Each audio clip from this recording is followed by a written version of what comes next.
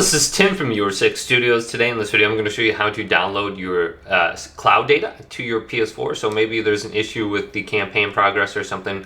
What we could do is just go to upload/download save data if we press options on the application and then go to this. So you can see the online storage on the right, and you do need PlayStation Plus to operate this or to have this. And then we can easily just download it all from here or just select one and download it. So since I have no data on my console, I'm just going to go to download all for Battlefield 4, and it should download relatively quick. So you can do it under this screen. Just go to the game, press options. I don't think there's any save data for share factory, but there might be. But here's pure pool, and it looks like the data is synced there. But we can go up to the top, go to settings, going down to where it says application save data management, and then go to save data and online storage right here.